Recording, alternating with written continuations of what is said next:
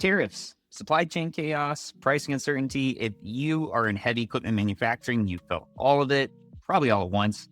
These aren't distant policy changes. They're hitting your margins, disrupting production, and forcing tough decisions on almost a weekly basis. If you're here today, you're likely looking for ideas, not just to survive it, but to find your edge in the midst of it. Because things aren't going back to the way they were. Changes are going to keep coming. But that doesn't mean the situation has to be dire. That's what today's conversation is all about. I'm Cody Worth with Above the Fray, an integrated e-commerce agency specializing in B2B growth. And today I have the pleasure of chatting with this sharp group of leaders from Eagle Crusher, Association of Equipment Manufacturers, Shopware, and our very own agency, who are either living this in real time or supporting the companies who are. And they've assembled to share what they're seeing in the industry, what's working, what's not, and how they're thinking about the road ahead. Thank you all for being here. To start, can you just introduce yourselves, your roles, and the organizations that you represent? Dan, why don't we start with you? Sure. My name is Daniel Friedman. I'm the Vice President of Marketing at Eagle Crusher. We're a manufacturer of portable and stationary rock crushing equipment for the recycled concrete, recycled asphalt, and aggregate industries. Guess I can jump in next if you want, Cody. Yep, John Summers, Vice President of our construction and utility sector at the Association of Equipment Manufacturers, AEM. So I'm not familiar with AEM. We're a trade association for manufacturers of non-road equipment and all the components that go into those, as long as service providers to the industry. So primarily representing agriculture and forestry sectors, but also in the machinery that plays in the forestry, mining, and utility as well. So I head up our, we call our CE sector, so construction side. I'm Jason Nias, General Manager at Shopware, responsible for the North American business here at the company. Shopware is an e-commerce platform built to solve complex use cases. And we love B2B. We've got about 30,000 clients in B2B space, ranging from all segments of B2B, wholesalers, distributors, across every kind of use case. So thrilled to be on the call. We love working with Above the Fray, a great partner of ours, and thanks for including us. Thanks, Jason. Noah Okenberg. I am the co-founder, CEO of the aforementioned agency that Cody alluded to here, Above the Fray. We are a digital consultancy. We do specialize in working with B2B manufacturers and distribution and across the wide gamut of industries those represent. I've also been involved with AEM for quite some time. I sit on the Workforce Solutions Task Force, and have been sitting on the service member executive committee as well for quite some time, and a member for over a decade. So some of these challenges, we've seen the ebbs and flows and some of the more recent urgency around them as well. So looking forward to the conversation. Thanks, everybody. Awesome. Thanks, guys. But it should be a lively and actual discussion. I've had a few calls with these guys, and they've always turned into that. So I'm excited to see where this one goes. So let's just jump right into it. We're going to kind of start by looking at the past, because really with any good planning effort, before we start looking ahead, it's best to take stock of what's happened so far. I know everybody's kind of experienced tariffs, but just for a quick recap of what's happened, right? It's been in the conversation for what feels like forever at this point, but the real impact didn't start to bite until just a few months ago. We've seen pauses, extensions, rate hikes out of nowhere, potentially new, tariffs that are going to be implemented within the next few months. It's been a roller coaster. If there's one consistent theme in all of this, it's uncertainty. So we're going to start there. And this might be a good question to start with you, Dan, again.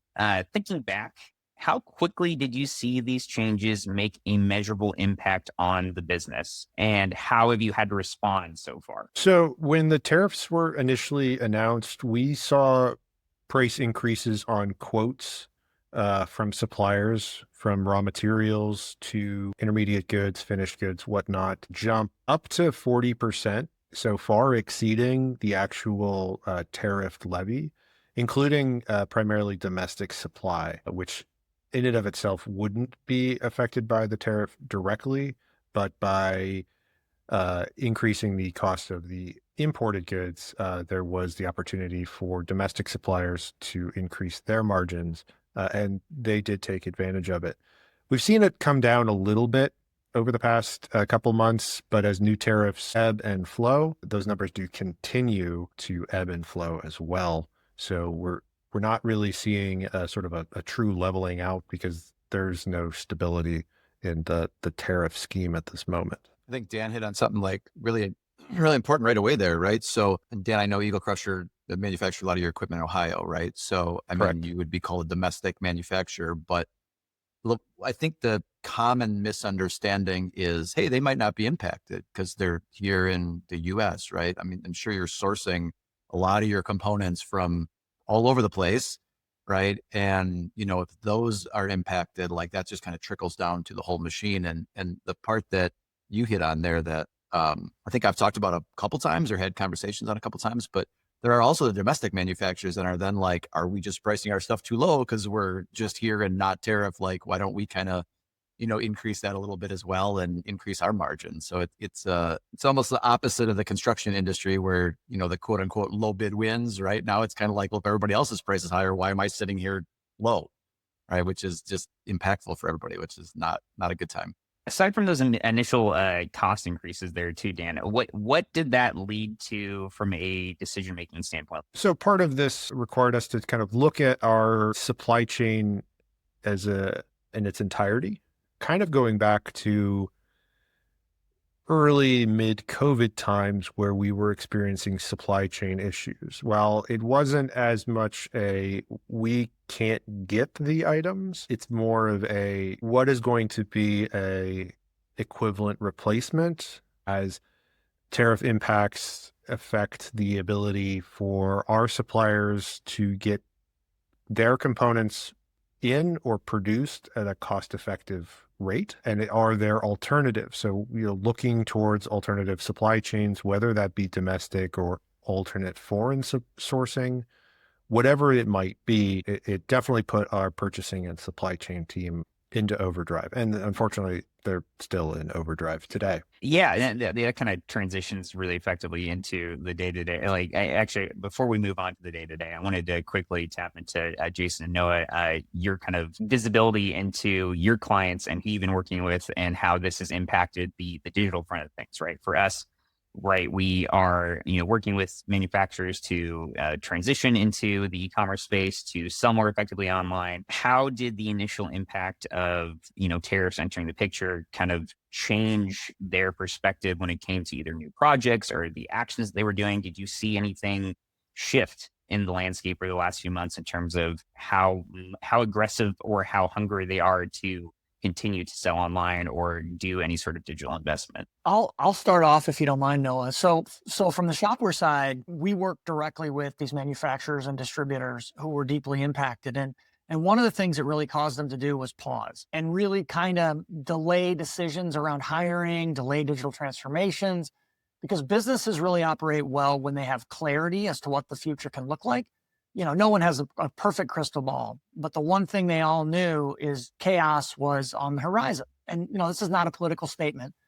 This is one where they needed to have a little more dependency or dependability on what's going to happen in the future before they could make big capitalized expenses. And so from our perspective, that caused a few delays in big decisions for merchants. Recently, those decisions have been overturned because what they realized is that everybody in their industry is playing on a very level playing field of chaos. And so they look at this, some merchants look at this and say, this is our opportunity to kind of differentiate now while other people are paused and they kind of are playing game theory. And while others are saying, you know what, we're going to pause, we're going to wait, we're going to lower our costs and we're going to ride this out. So it's a variety of different approaches, but we've seen things kind of return to normalcy in a lot of ways around buying decisions around technology. I mean, to extend on what Jason said, I'd probably to go a little bit back further historically. John, and you worked inside the belly of the beast at AEM for a while now. And one of the things that we know about, especially in off-road and equipment and heavy equipment, is that the particular space is slower to adopt new technology when it comes to marketing and sales and sort of back office stuff. It's always on the forefront of like IoT and things like that that's in the field.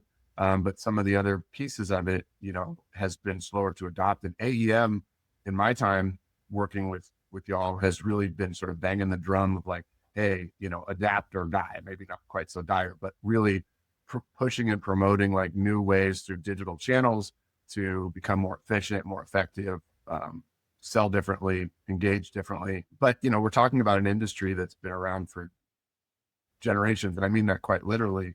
A lot of the owners and people that work and at these companies have been around for quite some time. And that's just not how business has been done. So it's an interesting sort of layer on top of it to have. I mean, first, about 5 years ago or so, COVID, plus, prior to that, first round of sort of like the tariff conversations and challenges that were happening then, and having that kind of layered on top of still AEM and other folks in the industry banging that drum of like, hey, look, there's other options out here to do things a little bit differently. And so in some ways, it's increased the interest in that because folks are saying we got to do things differently than we've done before. But in other ways, the uncertainty, that has been mentioned by everybody here also has prevented the action from being taken. So the interest, I feel like, has kind of grown almost from my experience in my conversations, but the action has still been stymied a little bit just by some of the realities of it. Yeah, no, I mean, you mentioned, the industries have been around for a while. AEM, I think, I guess our predecessor association that, kind of got rebranded as AEM through a merger has been around for 130 years. Believe it or not, I have not been there that long, but I hit my 18-year anniversary this year. So I'm an AEM adult, as I call it now. But, I mean, between agriculture and farming and building the world, right? I mean, this industry is super resilient, right? So the problem with that, and you could probably say this for a lot of industries, and I was listening to a different podcast a few weeks ago or something like that. And they said the goal should always be to avoid, not resolve. Right. So I don't think anybody sets aside that time to be like, hey, what could happen that we need to have, kind of a resiliency plan to like avoid that. Right. So I know COVID's come up a couple of times. So, I mean, that was the initial supply chain, interruption or disruption. I don't think it was the first one ever. Right. But that's the one that, in our short memories, we can remember, and Dan, I think you kind of said this, currently it's not necessarily the lack of availability. I mean, that was the first problem, right? So some of the companies that, tried to diversify their supply chain and, multiple sources and stuff like that, that's probably helping them now through the tariff piece of this, because wherever they're sourcing it from. So it's too bad that, I don't think anybody has the capability to look ahead and predict the future, but there are some things that have led up to this that are helping some companies now avoid the tariff challenge because they resolved the prior issue. So Jason, I'm tying this back to your point, right? And you said like a lot of digital transformation, e-commerce solutions, what have you, right? Or Noah, you've been talking about technology adoption, maybe through the contractor, end user level. Sometimes that's put on hold because you're not resolving an issue at that time, but you're also stalling yourself from avoiding something in the future. Right. So I don't know, it sucks. I don't know how else to say it. Right. I mean, it's kind of like now is not necessarily the time. You got to put up the fires, but it's not necessarily the time to stop moving forward and moving the industry forward just because you may not have to, resolve something at this moment. Yep. Most great innovations or most great things come from when people are backed into a corner. They innovate their way out. And this is no different. This is, I love, Noah, that you went back in the time machine. I mean, we faced, the dot-com crisis. We faced the 2008 housing crisis. We faced COVID. This is just yet another in a series of, the world is a dynamic place that we all have to evolve to. So I do think that we're in this kind of land of chaos, but I think if people just accept that it's going to be chaos and we have to kind of evolve around it, I think that's probably the right way to think about it. We're kind of going off script here, Cody, but I think you expected this, as you said. So Jason, to that point, like if we're talking, and I don't think we're to this point of the conversation yet, but let's just say prices increase. I don't care if it's tariffs. I don't care if it's labor. I don't care if it's material, right? Not even through the OEM, right? So if the contractor prices are increasing for them to do business, what do?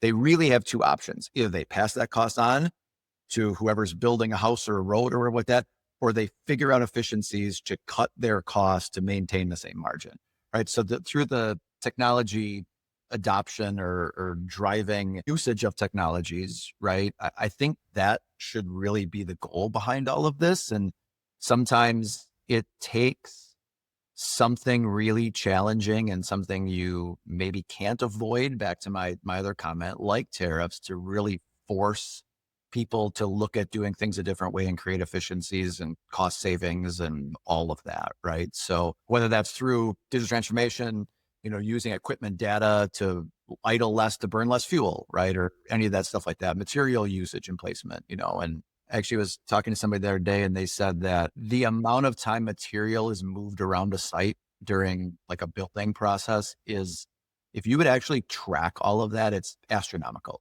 right? So it's like, how do we figure out how to just, remove the fuel used to move it around, the time, the people, and it's like, that has nothing to do with a price increase, right? We should be doing that anyway. Yep. Yeah, we're definitely going to be off script, but I do love your point. There's a whole bunch of areas around innovate our way out of this, around the use of robotics, the adoption of AI, the different training of employees differently so that they can be productive faster. There's just so many different layers of, well, how are we going to be a better company now because of this? So I think that has to be the conversation, not the woe is me, these tariffs suck, our business, it's uncertain, but okay, now what are we going to do about it? Kind of thing. Yeah, there's tariffs today, but there might not be in a couple weeks. So let's just sit here and Exactly. wait and have some drinks and cross our fingers and toes, right? I mean, I don't think that's ever worked really well for me. Maybe Dan can tell us a little bit about maybe game theory inside of Eagle Crusher. How do you guys take a look at all this dynamic market conditions and say, how does this transition our behavior to make us a better company, more efficient, more effective, that kind of stuff? So I think it's a little bit good timing in some aspects. Let's say silver lining is probably the best. As we're, identifying ways to be in front of our customers, whether they're end users or primarily from dealers, getting our parts and other equipment pricing and availability information in front of it, it's kind of allowed us to go, hey, we have a lot of these tools at our disposal that we can utilize to say, hey, there are some efficiencies to be gained in our manufacturing process from, how we calculate our direct hours for manufacturing. So we are more accurate with our actual costing. Previously, it can be a little bit like, this is about a half an hour job. Well, actually, in reality, it's a 50-minute job, or it's only a 15-minute job. So we can adjust our costing and either increase our margins that way so that we're actually not having to pass that on to the customer, or go, okay, actually, we do need to raise these prices because on part or in whole, to ensure that we're still a profitable business and can continue for the years to come. But kind of going back to this is that it's kind of kicked off a little bit of a process to where previously all of our information had been kind of siloed away in various places. And it's starting to allow us to realize, hey, we actually do have a number of the tools kind of ready to go, relatively speaking, to start to kind of put a lot of this data together to be more efficient across the channels, from our supplier information coming in, manufacturing, engineering, to sales, post-purchase, service, all that sort of areas, to be a little bit more of an integrated company. And as one of the mottos, I'll say, Eagle Crusher has always kind of been like, we make stupid equipment. And not that it's stupid as in bad, but the rock crushing industry, crushing rock is a very extreme environment. Even well-made computers and other things don't deal with the vibrations and dust and other environmental factors well. And so they have a tendency to fail. And so we've always kind of made our equipment dumb, in quotes, so that it's more likely to survive and operate through the more extreme environments, i.e. like if there was a few computers on the plant, if they were to fail, you could shut the plant down, switch them off, bypass them, and get back to crushing in a less efficient way, but still crushing and making money while those new components are being shipped in and repaired.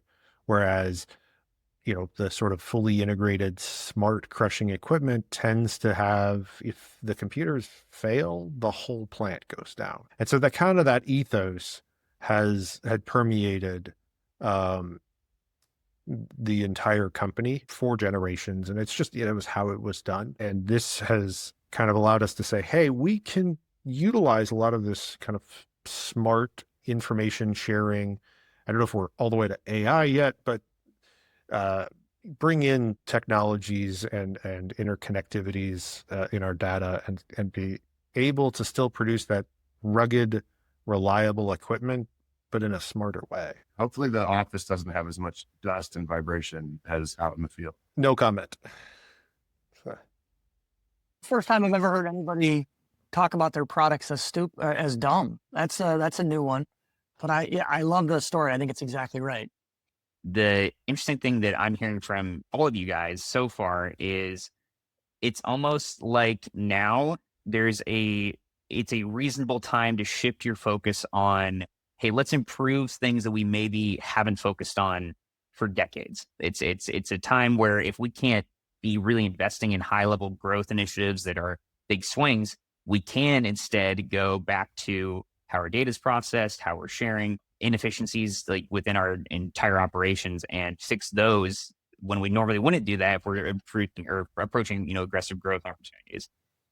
Is that kind of the case right now, do you think? Is there other like larger initiatives that still feel relevant in this space when you can't really predict out, beyond really month to month, like what's going to happen? I can kind of tell you what I'm seeing. When you build a business plan around why you would do a big e-commerce project, you factor in all sorts of things like, can we grow this business, et cetera, et cetera. But I'll tell you what's really happening is a lot of the manufacturers and distributors are saying, let's take growth and all these great ideas and let's just park them on the side, and the believability of those things, we'll put a question mark next to them. But the reason we're going to do these types of big projects is because we believe in the automation and the efficiencies, and we're going to solve for past sins, and we're going to automate the human middleware projects that only 2 people in the company know how to do. And if they leave, we're in trouble. Like it's more of a pragmatic view as to why you do it. And so again, you park the revenue growth and you do the business case based on the efficiency gain, maybe cost takeout, maybe a de-risking the business because of your high reliance on a small number of people. So I think people are still leaning into doing it. Just the business model or business plan they have is more leaning on some of the efficiency stuff. John, yeah, I'd love your take on this, given you work with all these equipment manufacturers. Are you seeing something similar? Yeah, I think so. So if you look at, and I was telling the story to somebody the other day, if you look at a lot of the startup companies in, I guess any industry over the last few years, right? And take Uber for an example, they were essentially losing money, but they were growing their user base, right? Because they were trying to show the efficiency to a potential customer of using them over a cab, right? If I can get a ride, right? And if they're the same price, why am I going to try something new? Right. So it's like, I needed kind of that other additional reason to offset that.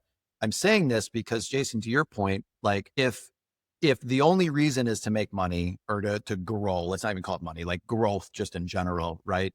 You might not do that because it's going to take you so much to get there. But if you figure out those efficiencies, internally, then it's like, what else can we do beyond that? Right. So it's kind of like I don't know. It seems like it's almost like counterintuitive at times. And I actually talk for AEM, right? I mean, we have our membership, we have our trade shows. I'm wearing my ConExpo Kind of Egg shirt, right? And a lot of times we're talking about growth of those shows as opposed to like more value delivered or efficient processes, right? So, like Daniel, I know you're involved in our market share stats programs. I mean, I think the thing there was we should do more programs. And it's like, well, what about, adding more value to the ones that currently exist and getting more participants in that, right? So it's like, you don't want to lose track of what you're currently doing to grow into a different area, right? And I think that, kind of back to my avoid comment earlier, I think that really helps play into that.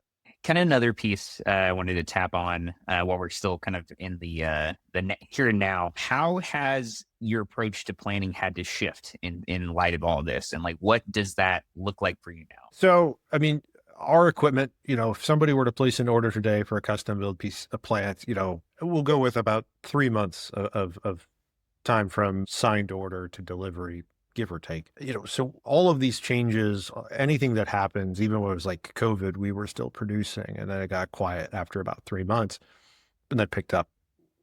It's given us the opportunity to kind of look at internally how we manufacture, and how we source, how we design. So there's been, and it is, I will say this, a lot of what's happened today due to the tariffs and the sort of unknowns of what they're going to be about, nothing really happens from an overall manufacturing look quickly. But so a lot of the changes that are kind of rolling through now are some of the more post-COVID things, even from things like we actually rearranged a lot of our manufacturing layout, things like moving press brakes, moving mainframe weld, rearranging assembly bays, paint booths, where we put stuff and how we, rack parts for storage.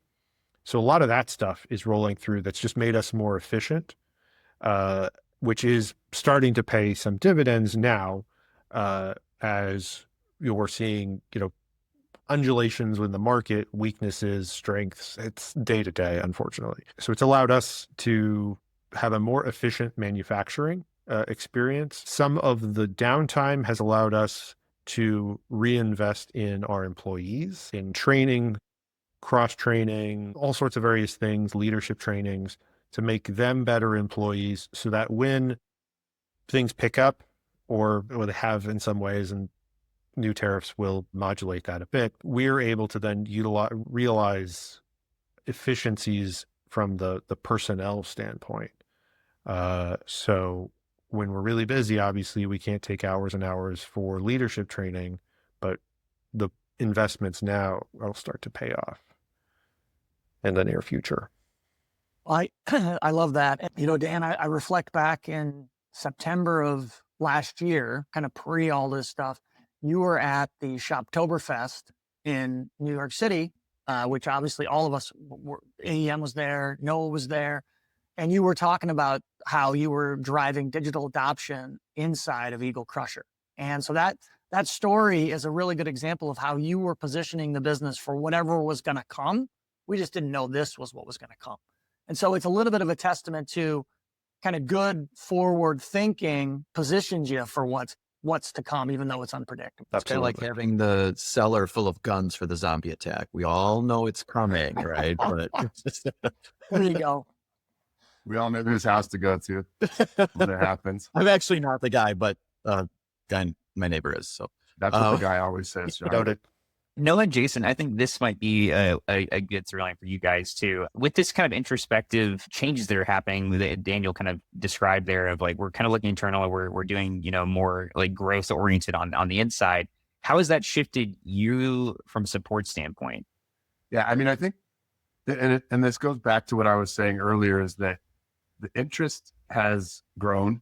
They sort of, looking at what's available and looking for new things that maybe haven't been explored, or like, oh, okay, that e-commerce thing that John's been talking about for, years or whatever, or decades, well, maybe not that far, but yeah, maybe I should start to think about it. And like those, so we're having a lot more of those conversations, but the reality is that folks have still been very conservative, rightfully so, with any kind of expenditures that are looked at as overhead, or looked at as cost centers, and not necessarily a profit center or an efficiency center yet, because it's unproven. It hasn't been done before. So I think what it's forced us to do from, a service side, is to find ways to prove that out, to sort of, I've always used the analogy from Indiana Jones, when they're trying to cross over the chasm and they don't see the bridge there. And you guys like throw a little bit of dirt out there. Oh, look, that there is something. You don't just walk and drop plummet to your death, You can actually walk across it and get to the Holy Grail or whatever was on the other side. Sorry, probably shouldn't know that. But that's our job, is to sprinkle that little bit of dirt over that invisible bridge. And then so there's comfort to start taking those first steps to walk across it. And that you're not just going to, be throwing yourself or your investment into a bottomless pit. And so with that, it's taken a lot more creativity. It's finding solutions that can do proof of concepts, that can do lightweight versions, or just solving for one business problem, one area of inefficiency, one area that things can have the most impact, and then showing that, and then being able to sort of iterate from there into the areas that we, from the agency side, know how much value can provide to organizations. But we also understand that if they haven't done it before, if it's a new foray, or even if they've kind of done a very light version of it that didn't really address any major concerns, that we have to find a way to do that and have it get under people's budget thresholds, fly under the radar for, times where, sales are tight, or forecasts are unknown, and capital expenditures just aren't being made. So it's again, so there's interest, there's excitement, even I would say, around some of these things, but then it's matched with that sort of conservative approach of investing in them. So that's how it falls back to us, is to find, to be true service providers and value providers. It's not just like, we're not just selling a thing, we're bringing solutions that actually can be manageable and hit the mark. Yeah, let me add on to that one, Noah. Obviously, we work very closely with you guys and do a whole bunch of clients and implementations and sales cycles. So very familiar with how you guys sell, and you're world class in that regard. I'll tell you, one of the things that we see more now than ever is a lot of B2B companies really historically have had their blinders on. They're really focused inward around their own internal processes, the way that they operate, and their conditions on the field.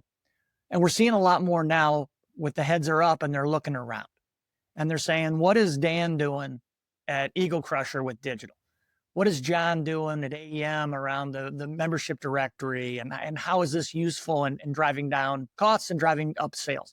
And so they're really paying a lot more attention to what others are doing. And so that I think is something that, Noah, you and your team do really well, is you bring in perspective that a lot of the manufacturers don't have without help, frankly. So that's number one. Number two, I think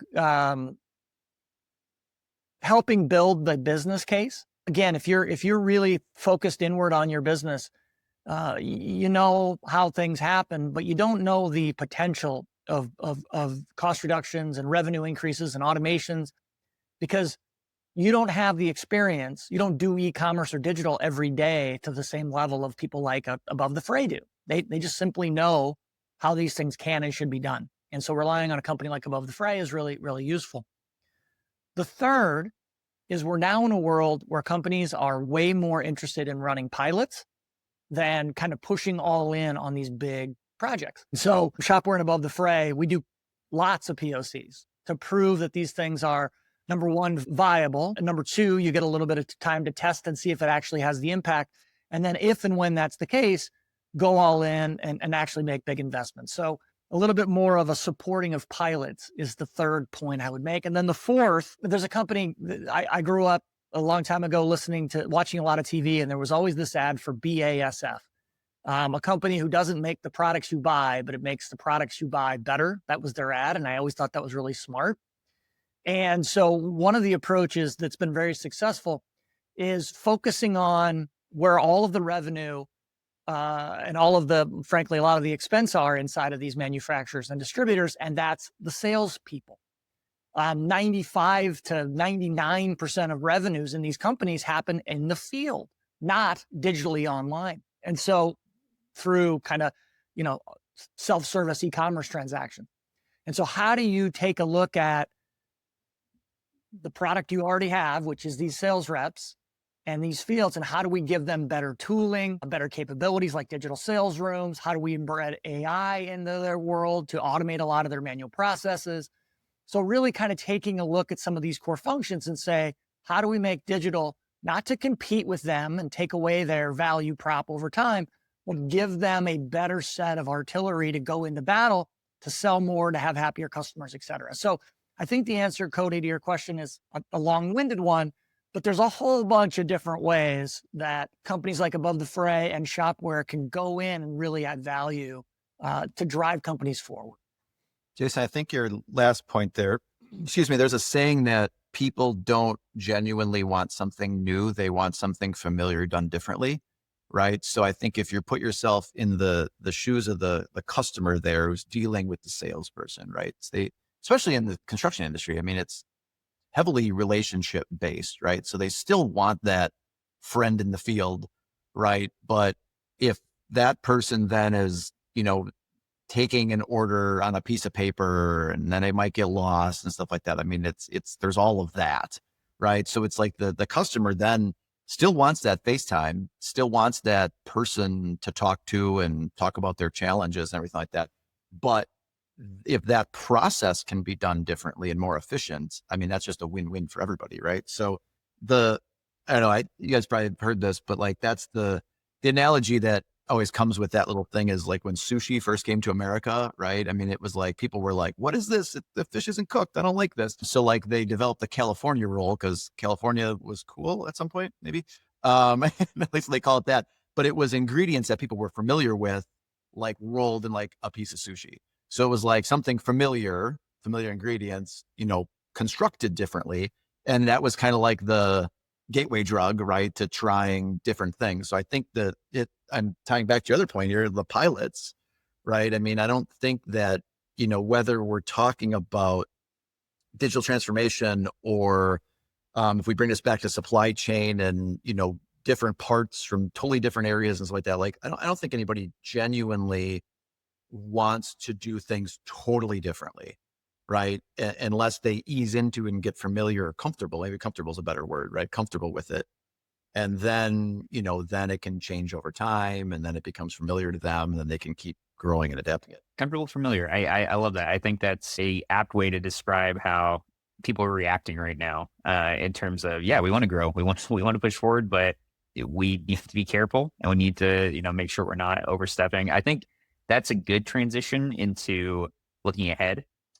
There were some interesting pieces brought up here. And I think I wanted to kind of call back to this of what Daniel mentioned of like how we're still in a lot of ways seeing the results of COVID. It's not like something that we shelved it and it's been, locked away from a couple years ago. It's happening now. And things that, initiatives that were potentially started then are coming to fruition now. So I want to kind of project out a few years and probably start with you, John, and since you're kind of seeing everything with all these manufacturers, is how do you think right now and the changes that are being made and the investments that are being made is going to impact and change the industry broadly over the next 3 to 5 years? Yeah. So let me take a step back first. So I'm not the tariff or don't even talk about tariffs, trade expert at AEM, right? I mean, we have our team in Washington, DC that handles a lot of that. But I think the reason I'm on this is because, well, I talk a lot and say a lot of things and I talk to a lot of people. So I have a lot of, different inputs. So, kind of to just say, AEM is in favor of free and fair trade, when we're not even free, just fair trade, right? Internationally, within North America, all of the above, right? But it needs to be done appropriately. So Cody, to kind of answer your question, right? What are the changes we see or anticipate or maybe even expect, right? Is if it is going to be challenging to source things internationally going forward, whether that's a cost or whatever it is, right? More manufacturing domestically or throughout North America isn't a bad thing. I don't think anybody totally disagrees with that, right? The challenge is it's not immediate. So this is going to take a long time. And I'll tell a quick story here. One of our members told me the story a few months ago, and they said, I think it wasn't necessarily due to COVID, but that didn't hurt, right? They were like, hey, we have all this tooling and casting done somewhere else, right? There's some other international challenges, like maybe we should just, bring this, over nearshore it or onshore it here. Going through the process of finding a facility or building one, I don't actually know what they did, bringing the tooling over here, and then key point here, finding workforce to work in it, right? That factory will be up and outputting the same stock of goods, I think, this year. So we're 5 years in, 4 to 5 years in that. And this wasn't even they weren't going slow, but this wasn't like an immediate thing. So then you think of everybody's going to do this all at once. Let's go back to the workforce piece of it, right? I mean, we need some kind of fair legal immigration policy. There needs to be more people to work in these factories and everything like that. So I think I'm saying all this because I anticipate that more stuff will be produced, sourced, either domestically or in North America. I think we're just going to jump from one challenge to the next before that ever really occurs, right? And it's how do we do this? And then it's where do we do this? And then it's, well, now we need somebody to build this. Either we're finding in a factory we can retrofit, or we need to build it. And then that takes time. And then who's building it? Last thing I heard was the construction industry is short about 465,000 people. So that's a lot. So then it's like, then how are we going to find people to work it? Right. So it's just a challenge jumping, right? It's kind of as we go. I do think that, kind of Jason, I think you're the one that said this, right? Is the disruption drives innovation, right? So you think about, and Daniel, you mentioned this actually even better. You said you moved a plant booth, or you moved some stuff around. I mean, it's all of those efficiencies that people are going to be forced to figure out. So is this going to drive more robotics in factories, more responsible sourcing of raw materials, all the above? So I think this is going to go on, and it probably would have went on anyway. I just think we're just going to have this same conversation in 3 years, and we're going to be focusing on a different challenge. So I'll kind of piggyback on this here.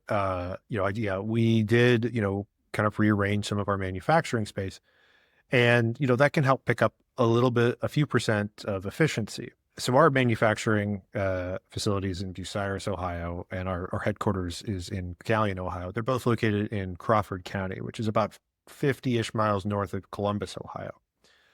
And there was some recent information shared based off of census data and other sources that indicated that Crawford County is likely to experience somewhere in the neighborhood of, and I can't remember if it was 30 or 50% population loss by 2050. And so there's only so much rearranging for efficient manufacturing that you can do and hope to maintain your current levels when you lose half of your population.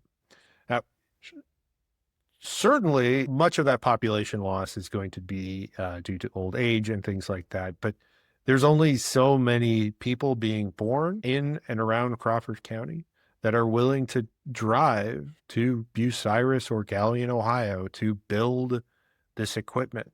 And there's, lower investments in education and then career training at various, technical schools is going to have a long-term, almost possibly irreparable effect. And it's not something that we can single-handedly solve. If I needed to make up 1% on my margin for manufacturing equipment, I can do that. But I can't single-handedly save education and get a career training in North Central Ohio. Sounds like you guys stepping up, Dan. I'm working on it. Thank you. I'm trying. I got with everything else on my plate. Yeah. Right. What's sticking with you there, Daniel? I kind of an iteration of the initial question. What do you see Eagle Crusher kind of maybe transitioning its focus to in the next, handful of years? Like, I know it's hard to look beyond the day-to-day now and the changes they're making, but like after some of these efficiency gains and the kind of operational changes you're making now, what do you see as the next thing, in spite of the volatility? I think there will still be construction and there will still be infrastructure building. To what degree, that I can't specifically speak toward.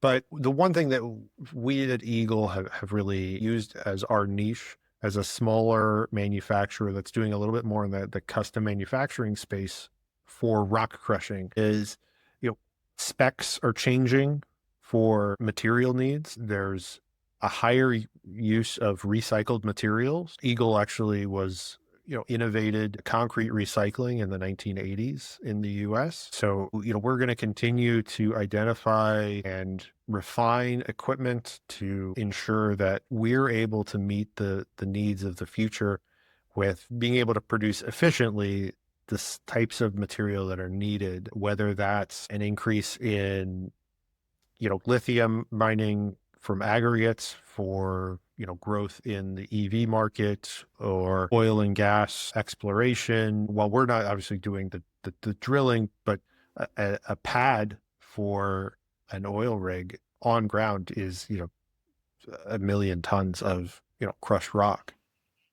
So there's still going to be these needs. And as the equipment for the construction gets more specialized and requires more specific materials, ensuring that our equipment can meet the future needs of that. End of the day, I mean, the rock crushers, there's still big rocks go in, little rocks come out. They are dumb in general, as I said earlier, but ensuring that they're doing exactly what you need them to do and staying in spec so that you can meet these needs.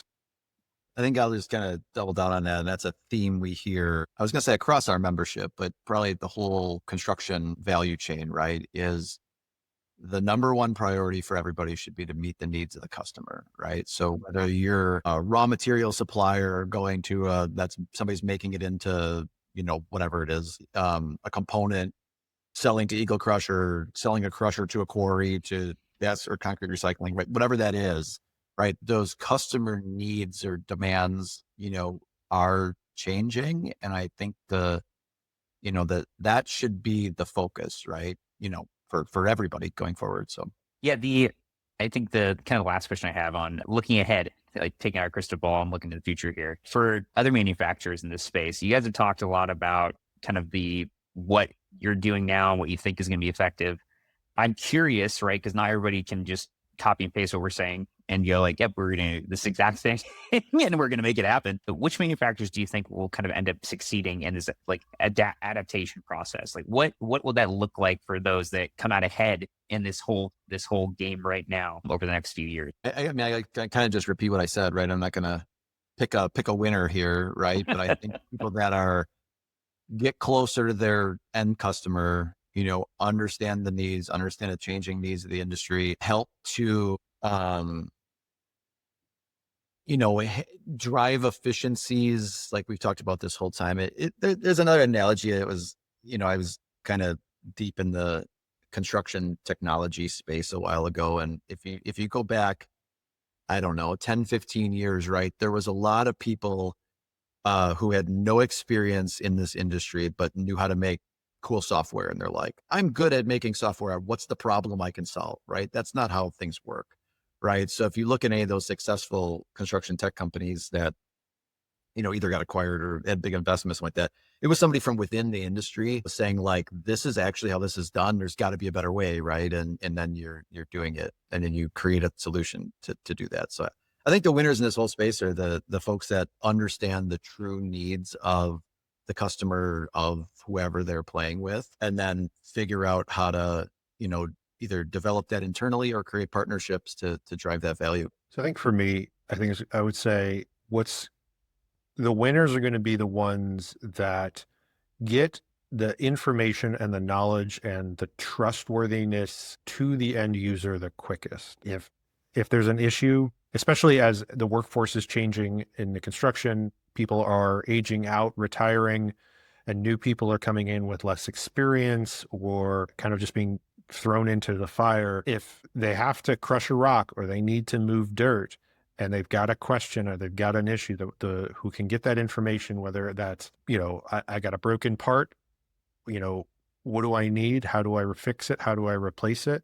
Or how do I do this the best, leading into, engineers, application experts, whatever that might be, gets that information and builds that trustworthiness. For somebody who doesn't have the decades of experience, is going to be the ones to succeed because they're going to be able to develop the trust and with the end user. If you're hiding your information, if you're making it more difficult than it needs to be to fix and repair that equipment, especially when it's during downtime, unexpected downtime, unplanned downtime, if you can get people back up and working and build that trust and get that information to them, those are the ones that are going to probably succeed more often than not. Getting closer to the customer, like actually like solving problems. Yeah, these are all very tangible things no matter which industry you're in. It's something we talk about very often.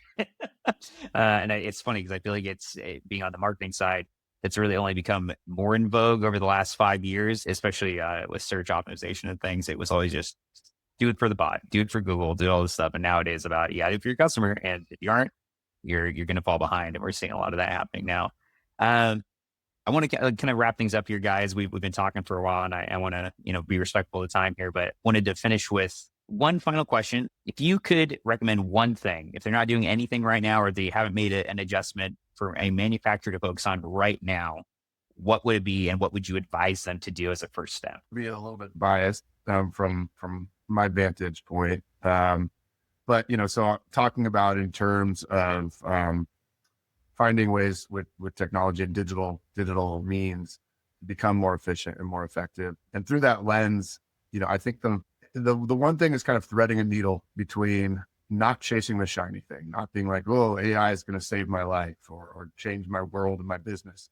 Don't go chasing that like down the rabbit hole, but also don't let perfection be the enemy of good or great, and take action. So, and that's always the hardest sort of thing to know when it's something that you haven't done before, but finding, some sort of action that you can take. The inaction is your enemy, and sort of stagnation or inertia of staying, at rest and not getting into motion is your enemy. And so threading that needle of not just like, oh, all of a sudden I got to do something. So let's do this shiny thing, AI thing everybody's talking about. Like, okay, great. That's maybe is part of what you're going to do, but like, just find something that's simple. Stick to the things that are tried and true, that have got you through and weathered other storms before, that have got you through the chaos, through, ups and downs, ebbs and flows, and use those same principles, that sort of measured approach, to take action into a digital space, to look at some areas that maybe you haven't before. Don't just start the conversations,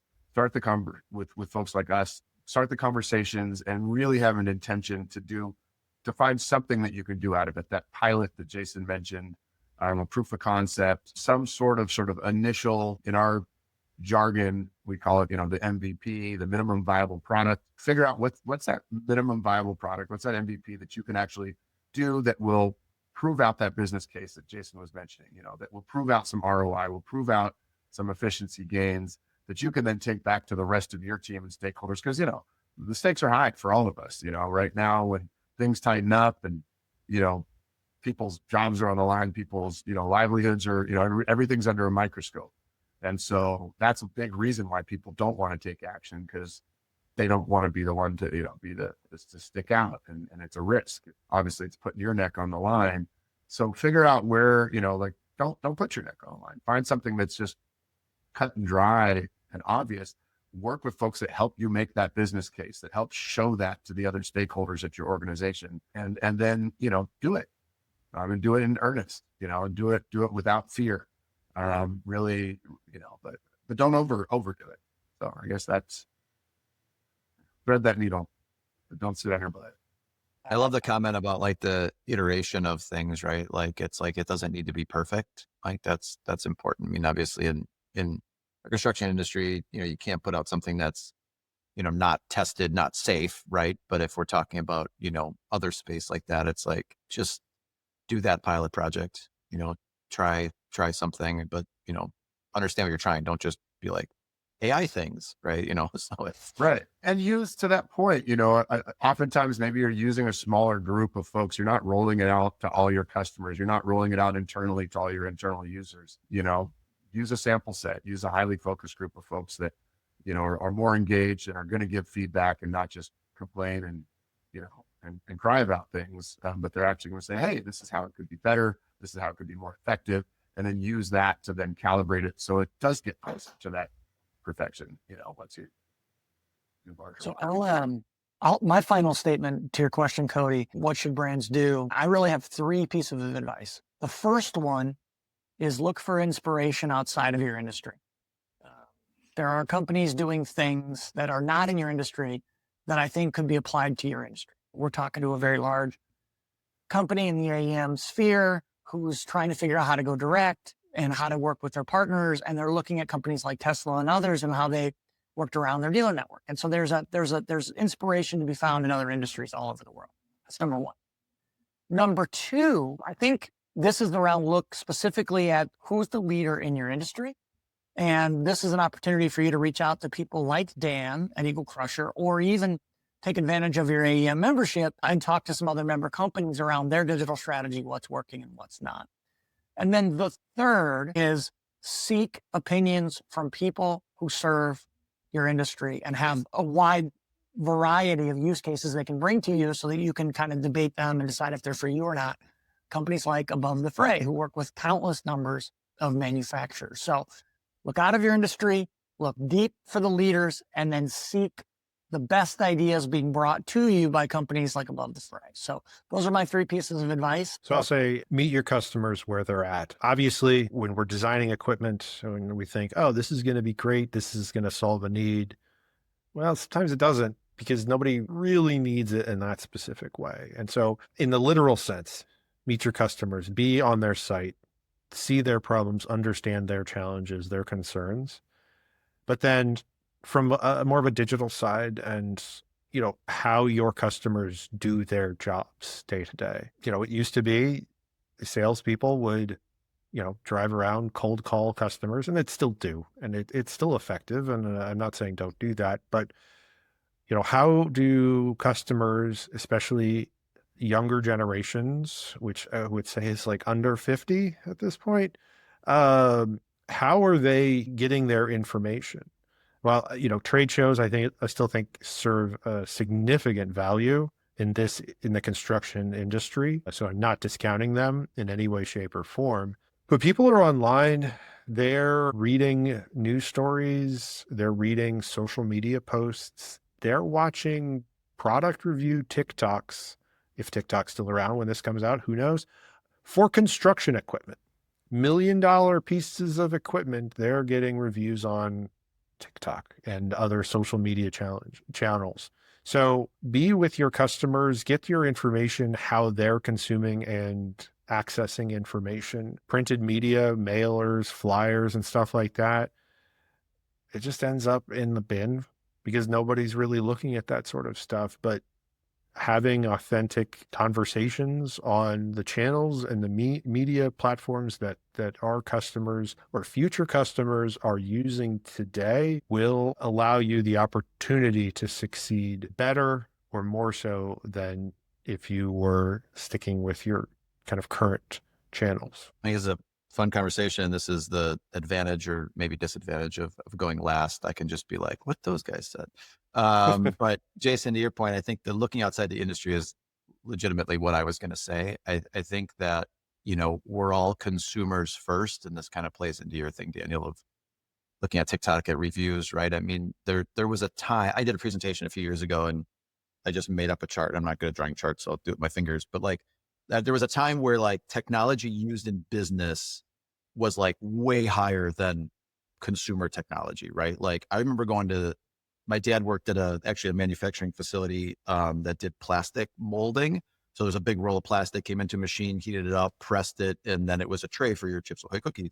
But I remember they had like computers and like cool fax machines, and stuff like that, right? I mean, we didn't have those at home.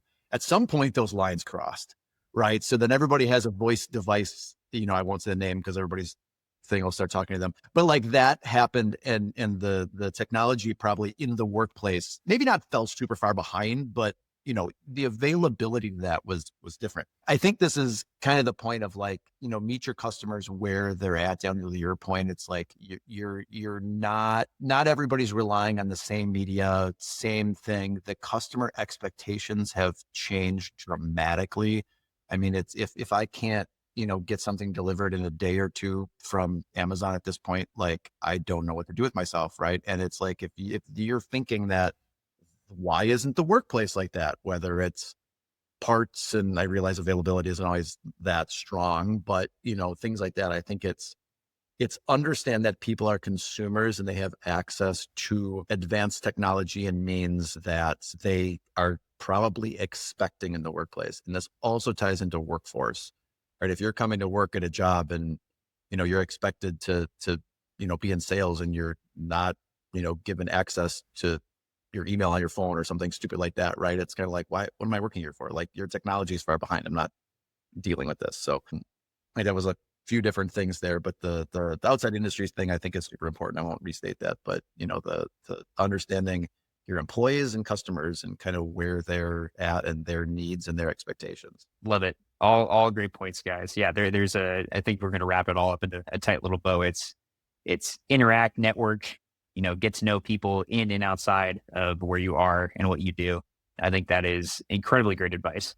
I know Jay said to jump off there, but I again wanted to thank you all for taking the time today. If this makes sense, where can people either connect with you, follow you, or reach out to you if they have questions or would just like to kind of connect with you to learn more about what you do and kind of the advice you guys are putting out there? I guess I can kind of start. So happy to connect with anybody on LinkedIn.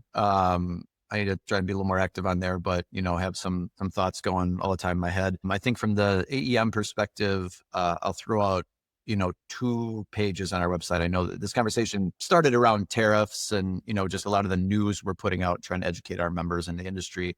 So aem.org/tariffs is that page. I'd also encourage you to go to aem.org/insights. We've done some studies related to technology in the industry and adoption of that. So a lot of good thoughts coming out from that. But yeah, Cody, Noah, Jason jumped off. Dan, great conversation, guys. Happy to be here. Yep. And I'm available, happy to talk about the challenges that we face and will continue to face. dfriedman@deaglecrusher.com, and you can visit our website and kind of see what we're trying to do and how we're trying to innovate in the market and our niche and that as well will be at all the major trade shows like Con Expo here in March, which right after this call is a Con Expo call. So never too early to plan, man. Yeah. Well, we're well into it. I was gonna say you're probably a year in by now. 2.5 years ago. Yeah. For sure. I was actually going to say, if you're looking to get a hold of any of us, Jason included, you might want to just throw a dart at the map, and then it's a good chance of one of us will be there at any given time. But yeah, definitely love in-person connections. If folks are at AEM events, I do go to quite a few, as do the other folks that are on this webinar, and would highly encourage, that beyond all the digital stuff that we're talking about, you can't replace the human interaction and getting together over a cup of coffee, beer, or just at a booth or happenstance, walking down the hallway is great at these events. Otherwise, LinkedIn, drop me a message. Lovethefray.io is our website. My email address is Noah @ just LinkedIn is probably going to be the easiest, Noah Okenberg. And I really appreciate the conversation. We had several leading up to this, and just a good group of folks. I enjoyed actually hearing and learning from things. So it's always fresh. Awesome. And that's always the hope. We want to learn too, right? Thanks everyone for watching. If you made it this far, thanks for joining us. These conversations are only going to get more important, and hopefully this won't be the last one. We've talked about doing more. So if you have questions, comments, or ideas for topics that you want this group to tackle next, please reach out, drop a comment. We want to hear what you're wrestling with and what you want more perspective on. So thanks again, and we'll see you next time.